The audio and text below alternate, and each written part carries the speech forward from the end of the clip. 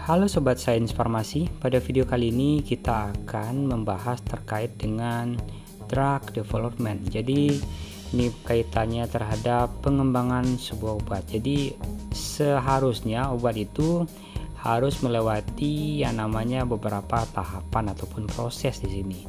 Jadi apa saja yang mesti kita ketahui terkait dengan drug and development? Mari kita bahas videonya sampai tuntas tentunya. Yang pertama, kita harus melakukan yang namanya uji tentunya sobat ya. Jadi ada uji komputasi sekarang ya. Uji komputasi, berikutnya ada uji preklinik. Nah, berikutnya ada uji klinik, clinical trial, ada fase 1, ada fase 2 dan ada fase 3.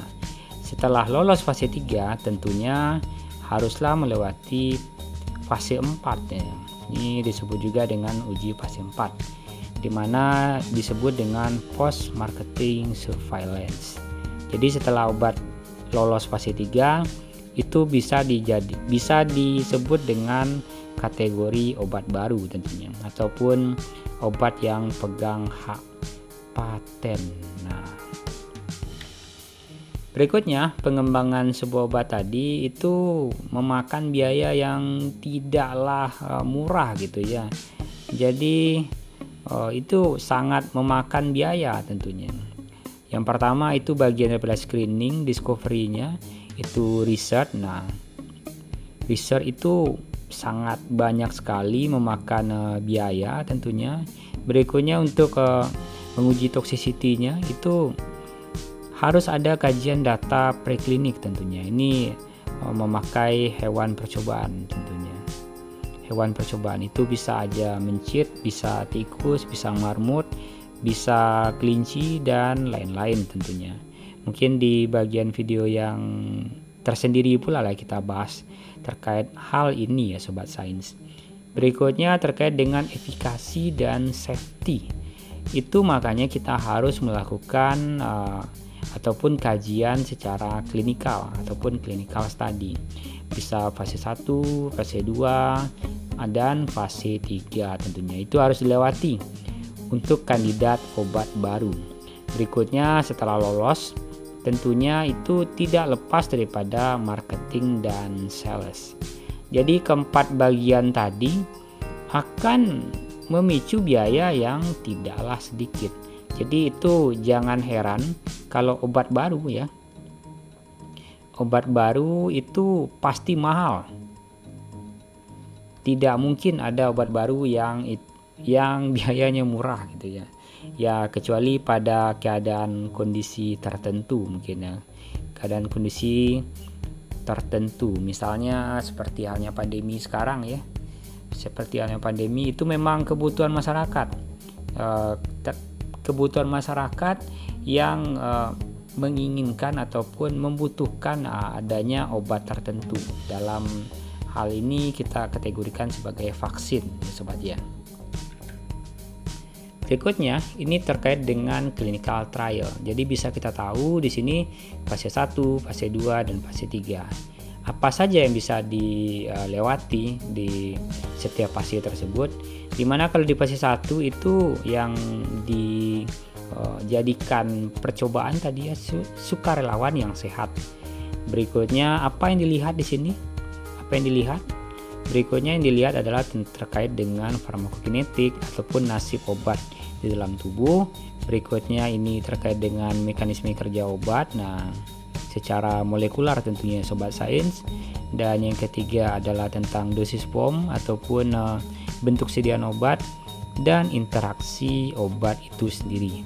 Itu diperhatikan atau sangat diperhatikan pada fase 1. Ini merupakan goal daripada fase 1.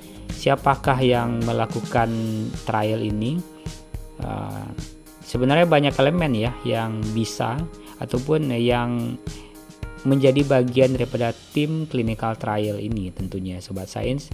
Jadi yang paling wajib itu harus ada bagian daripada clinical pharmacologist di sini ataupun farmakologi klinik di sini yang mengerti betul terhadap protokol-protokol yang wajib dilalui ketika melakukan uji klinik ini. Berikutnya di fase 2. Nah, fase 2 itu yang dipilih adalah yang menjadi percobaan ataupun yang menjadi subjeknya adalah pasien terpilih dengan penyakit tertentu tadinya. Artinya di sini sudah dilakukan pengkerucutan terhadap jenis pasien tadi.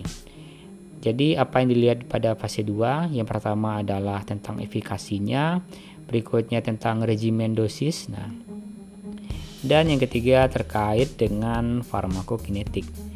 Dan ini kaitannya, dan yang pada bagian fase 2 tadi, kaitannya ini sudah cukup luas gitu ya. Datanya sudah cukup banyak dan bisa lebih valid lagi dibanding yang fase 1. Itu makanya kadang-kadang ada obat yang lolos fase 1 tapi justru gugur di fase 2 gitu ya.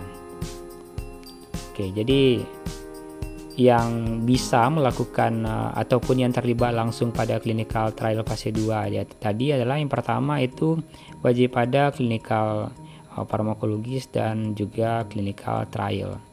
Dan di sini tidak hanya farmasi saja yang berperan, tapi juga teman-teman yang dokter ya, ini juga sangat memegang peranan penting ya dalam terlaksananya gitu ya, terlaksananya clinical trial ini tentunya. Karena ini langsung ke pasien gitu ya sobat saya. Karena ini langsung ke manusia di sini. Untuk clinical trial fase 3 di sini ini adalah kaitannya pada pasien terpilih dengan penyakit tertentu. Artinya ini sudah dipilih, sudah dikerucutkan lagi tentunya pada pasien dengan gejala-gejala tertentu ataupun penyakit-penyakit tertentu, pada obat-obatan tertentu juga, obatan target tadi ya. Mungkin harus dieliminasi ataupun tidak cocok untuk dijadikan subjek pada penelitian ini tentunya. Dan juga penyakit lainnya juga harus diderita, ataupun penyakit lainnya juga harus diemban oleh bagian-bagian daripada subjek tadi agar memperoleh data yang lebih valid lagi. Tapi tentunya ini merupakan keputusan daripada yang melakukan uji klinik tadi tentunya, dan ini menentukan itu clinical trialist tadi tentunya, timnya tadi. Dan yang ketiga adalah sampelnya itu sudah cukup besar dibanding yang fase 2 tentunya. Dan yang ketiga, dan yang apa saja yang perlu dilihat pada fase 3 tadi, yang paling penting adalah tentang efikasi dan safety. Ini keamanan yang sangat penting pada clinical trial fase 3 ini sobat sains. Nah, ini keamanan menjadi harga mati apabila sebuah obat tadi untuk lolos atau dinyatakan lolos pada clinical trial fase 3. Dan di sini clinical trialist ataupun teman-teman yang bergerak pada bagian klinikal memegang peranan sangat penting terhadap keberhasilan daripada clinical trial ini ataupun uji obat ini. Berikutnya kita masuk ke novel medicine, patent dan protection. Jadi sebuah obat tadi, inovasi tadi,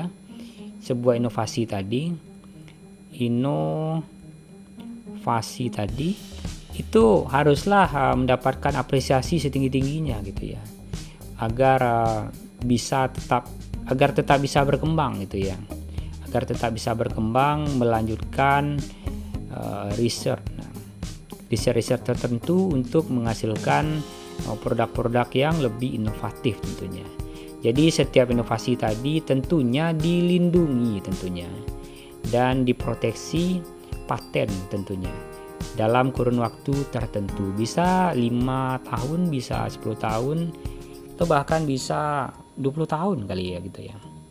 Dan tentu saja ini kaitannya terhadap peranan ataupun hak-hak daripada pemegang paten tadi. Berikutnya ini adalah reward dan stimulus kepada peneliti based on clinical ataupun pharmaceutical industry. Yang ketiga terkait dengan inovatif new chemical entity ataupun zat kimia baru dan menciptakannya obat baru. Dan ini adalah berbagai desain clinical trial yang kajian secara umum, ada yang random, ada yang kontrol, dan ada yang double blind. Dan ketiga metode ini sering dipakai ataupun siogianya dipakai pada desain clinical trial. Dan ini kaitannya terkait dengan cost ya, cost yang dibutuhkan ya. Jadi intinya di sini kita nggak lihat biayanya gitu ya, kita nggak perhatikan biayanya. Jadi costnya itu sangat mahal. Nah, intinya mahal aja gitu ya, mahal aja untuk sebuah pengembangan obat baru ini. Dan ini adalah salah satu contoh ya sobat ya. Nah, salah satu contoh novel medicine versus generic. Kalau yang new chemical entity-nya, ini contohnya sildenafil citrat yang produksi Pfizer dengan brand name-nya adalah Viagra tentunya di sini. Dan ini adalah Me-Too-nya ataupun produk yang bikin juga terkait dengan sildenafil tadi. Nah, aktif ingredientnya sama ya sobat ya.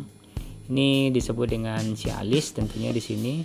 Company-nya berbeda dengan company yang di awal ataupun perusahaannya berbeda di sini. Beda di sini, dan ini brand name generiknya itu memang sildenafil tentunya.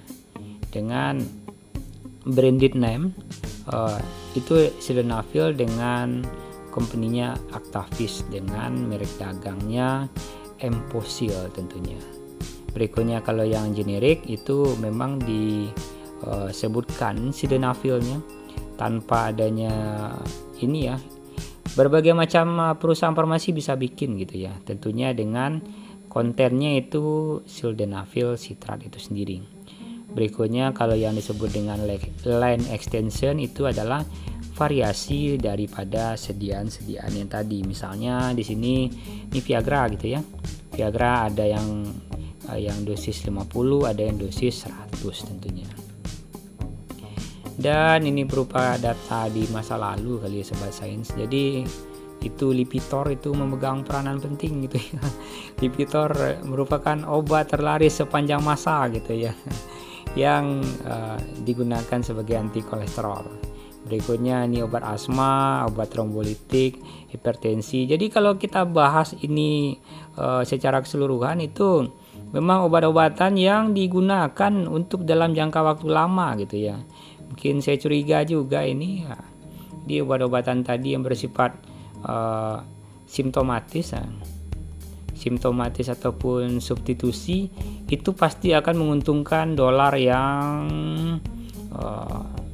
sangat besar bagi setiap perusahaan farmasi tentunya.